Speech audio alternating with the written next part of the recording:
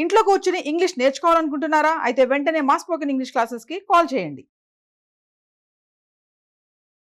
Hello నమస్తే, welcome to Suman TV. ప్రస్తుతం మనతో పాటు సైకాలజిస్ట్ గాయత్రి ఉప్పాలపాటి గారు ఉన్నారు. వీరితో ఈరోజు కొన్ని విషయాలు మనం డిస్కస్ చేద్దాం.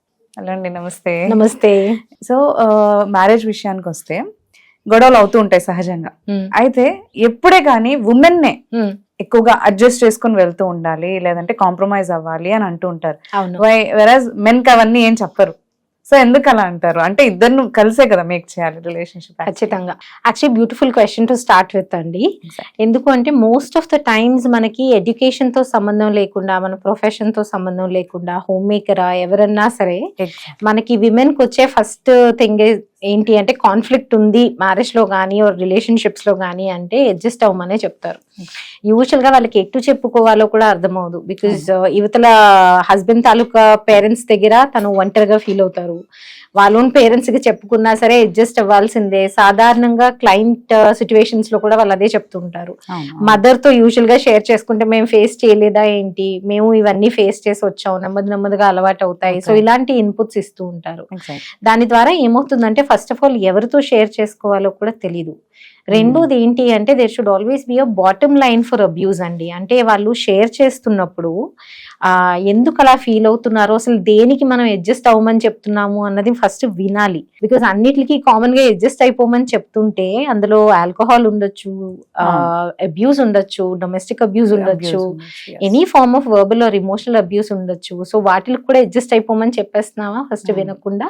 సో ఫస్ట్ వినాలి, విని దేనికి అడ్జస్ట్ అవ్వమని చెప్తున్నాము అన్నది ఫస్ట్ అర్థం చేసుకుంటే వాళ్ళకి ఆ ఒంటరితనం అన్నది ఉండదు. షేర్ చేసుకోవడం అనేది విమెన్ కి చాలా అవసరం. విమెన్ చెప్పేసుకోవాలి. యూజువల్ గా వాళ్ళు ఎలా ఉంటుంది అంటే వాళ్ళ మనసులో ఏదైనా బాధ వచ్చింది అంటే చెప్పుకోవడానికే చూస్తారు.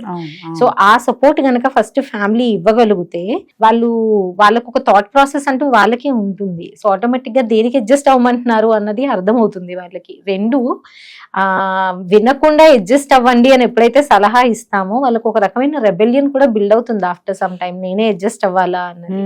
సో తద్వారా ఒంటరిగా ఇంకా ఫీల్ అవుతారు. Exactly. So first of all adjust అవ్వమని ఐడియా ఇచ్చే కంట ఫ్రెండ్స్ అన్న ఫ్యామిలీ మెంబర్స్ అన్న అసలు ఏం జరుగుతుంది అన్నది వింటే ఆటోమేటిక్ గా అడ్జస్ట్ అవ్వాల్సిన ఇష్యూవా లేకపోతే డెసిషన్ తీసుకోవాల్సిన ఇష్యూవా అన్నది అర్థమవుతుందండి. సో చాలా వరకు మెంటల్ హెల్త్ ఇష్యూస్ ని కూడా ప్రొటెక్ట్ చేయగలుగుతాము అండ్ చాలా వరకు సూసైడల్ ఐడియేషన్స్ ఆర్ ఈ థాట్స్ ని కూడా ప్రొటెక్ట్ చేయగలుగుతాం. వెరాజ్ అదే మీరు అన్నట్టు ఇప్పుడు వీళ్ళు సపోర్ట్ చేయకపోతే ఇవి దీస్ ఆర్ లీడింగ్ టు మీరు అన్నట్టు ఎక్స్ట్రా మ్యారిటల్ అఫైర్స్ కి కూడా దారి తీస్తాయి ఖచ్చితంగా. బికాస్ ఆ రిబెలియన్ ఎవరు ఎలా రియాక్ట్ అవుతారో తెలియదు కదా. సో ప్రతిదానికి ఒక రీజన్ ఉంటుందండి. అంటే మనకి అల్టిమేట్ గా కనిపించే రీజన్ ని హైలైట్ చేసేస్తాము.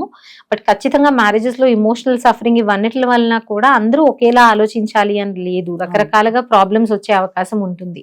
సో మొదట్లోనే వాళ్ళు పార్ట్నర్ తో ప్రాబ్లం ఉంది, లేదా ఇన్లాస్ తో ఇష్యూస్ ఉంది, లేకపోతే నాకు ఈ ప్రాబ్లమ్స్ వస్తున్నాయి అని చెప్పినప్పుడు ఇమోషనల్ సపోర్ట్ అనేది విమెన్ కి రైట్ టైమ్ లో అందగలిగితే చాలా వరకు బిగ్గర్ ప్రాబ్లమ్స్ ని అవాయిడ్ చేయవచ్చు అంటారు. ఓకే, సార్టింగ్ లో అంటే డెసిషన్ తీసుకోవాలి, సార్ట్ చేయాలి అండ్ వీఆర్ దేర్ అనే ఒకటి వాళ్ళకి చెప్తే దే కెన్ షేర్ అని. ఆ భరోసా అన్నది విమెన్ కి చాలా అవసరం. విమెన్ యాక్చువల్లీ ఆ సపోర్ట్ వల్లనే వాళ్ళు ముందుకు వెళ్తారు. సో ఇదే టైంలో మరి మెన్ కి ఎందుకు అడ్జస్ట్ అవ్వమని చెప్పట్లేదు? యూజువల్ గా మెన్ పర్స్పెక్టివ్ కూడా ఉంటుందండి. వాళ్ళు అడ్జస్ట్ అవ్వకుండా ఉండరు. అంటే విమెన్ బయటికి చెప్పుకుంటారు కాబట్టి విమెన్ తాలూకా ఇష్యూస్ హైలైట్ అవుతాయి. మెన్ ఇష్యూస్ ఎలా ఉంటాయి అంటే వాళ్ళని అంత ఎక్స్ప్రెస్ చేయనివ్వం. ఇప్పుడు మనం మెన్ ని పెంచుతున్నప్పుడు, బాయ్స్ ని రేస్ చేస్తున్నప్పుడు there's a different way in which we raise them. వాళ్ళకి అన్ని ఇమోషన్స్ ఎన్ని ఆ రేంజ్ ఇవ్వం కదా. Anger, aggression okay, crying not okay అంటాం. అబ్బాయి ఏడుస్తే ఏమంటాం, అమ్మాయిలు అలా ఏడుస్తున్నావు ఏంటి అంటాం. ఎక్కువ ఇమోషన్స్ ఎక్స్ప్రెస్ చేస్తే అమ్మాయిలు అలుగుతున్నావు ఏంటి అంటాం. సో వాళ్ళ ఇమోషన్స్ చాలా చిన్నప్పుడే కర్బ్ చేసేస్తాం మనం. సో వాళ్ళకి కూడా సఫరింగ్ ఉంటుంది. మెన్కి సఫరింగ్ లేదు అని అనను, వాళ్ళ సఫరింగ్ డిఫరెంట్ గా ఉంటుంది. వాళ్ళకి ఏంటి అంటే ఈ two women in his life balance చేసేసరికి శాండ్విచ్ అయిపోతారు వాళ్ళు. ఇప్పుడు వైఫ్ వచ్చిన తర్వాత మదర్ ని ప్రయారిటైజ్ చేయకపోతే మదర్ కి ఇష్యూ అవ్వచ్చు. సో వైఫ్ వచ్చాక నన్ను పట్టించుకోవట్లేదు చేయట్లేదు అని అనుకోవచ్చు. వైఫ్ కి ప్రయారిటైజ్ చేయకపోతే wife might feel left out. So ఈ ఇద్దరిని బ్యాలెన్స్ చేయడము అన్నది మెన్కి మధ్యలో వాళ్ళు శాండ్విచ్ అవుతారు. సో ఇక్కడ పేరెంట్సే ఒక అడుగు ముందెళ్ళి వాళ్ళ పెద్దరికం చూపించాలి. సో ఇనీషియల్ గా ఫస్ట్ మ్యారేజ్ అయిన ఫస్ట్ 2 years మాత్రం వాళ్ళకి పడుతుందండి, వాళ్ళకి ఒకరి మీద ఒకరికి అవగాహన రావడానికి కానీ ఆ కంఫర్ట్ లెవెల్ ఎస్టాబ్లిష్ చేసుకోవడానికి కానీ పడుతుంది. సో ఆ టైం గనక పెద్దవాళ్ళు ఇవ్వగలిగితే చాలా వరకు మ్యారేజెస్ వర్క్ అవుతాయి.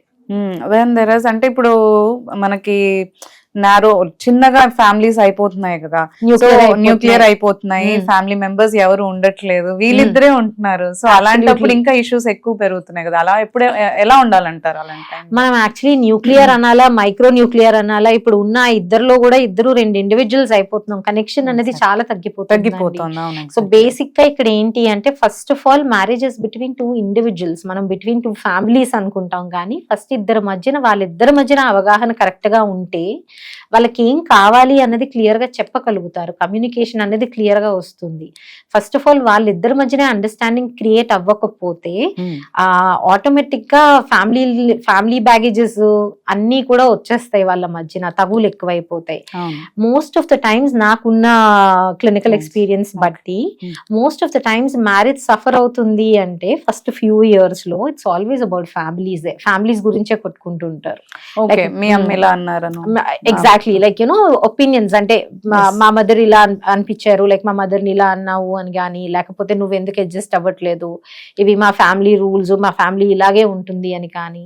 సో ఇక్కడ ఖచ్చితంగా ఒక సెన్స్ ఆఫ్ ఓపెన్నెస్ ఉండాలి. ఒక అమ్మాయిని మన ఫ్యామిలీలోకి ఇన్వాల్వ్ చేసుకుంటున్నప్పుడు మనం ఎంత ఇంక్లూజివ్ గా ఉన్నాము యాజ్ అ ఫ్యామిలీ అన్నది చాలా అవసరం. బికాజ్ అప్పుడే ఆ అమ్మాయి అది ఎక్స్ప్రెస్ చేసుకోగలుగుతుంది.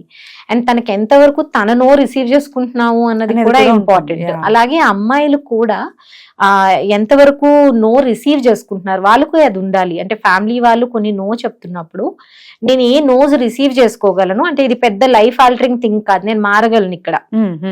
ఏ నోజ్ నాకు ఓకే కాదు, these are life altering things, నేను మేజర్ గా ఇంత చేంజ్ అవ్వాలి అని అనుకోవట్లేదు అన్నది క్లియర్ గా వాళ్ళు ఎప్పుడైతే కమ్యూనికేట్ చేస్తారో, టాలరెన్స్ కూడా ఉండాలండి, కొంత పేషెన్స్ కూడా ఉండాలి. రిపీటెడ్ గా వాళ్ళు కమ్యూనికేట్ చేస్తేనే అర్థమవుతుంది, వెంటనే ఒకసారి చెప్పేస్తే అర్థమైపోతుంది అని అమ్మాయిలు కూడా ఎక్స్పెక్టేషన్ ఉండకూడదు.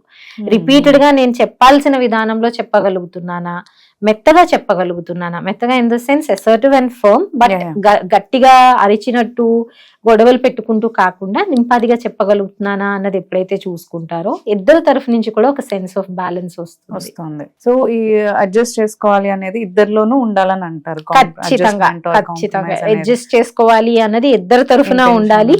అండ్ అమ్మాయిలకి చెప్తున్నప్పుడు ముఖ్యంగా తల్లిదండ్రులు వినండి ఫస్ట్, తర్వాత చెప్పండి. బికాస్ మీ అమ్మాయిని సేవ్ చేసుకోవడానికి కూడా అది ఆస్కారం అవుతుంది కదా, ఫ్యూచర్ ప్రాబ్లమ్స్ రాకుండా ముందే తనకి సేవ్ చేసుకోవడానికి అది బెనిఫిట్ కూడా అవుతుంది. సో ఫస్ట్ వినండి, సలహా తర్వాత ఇద్దరు.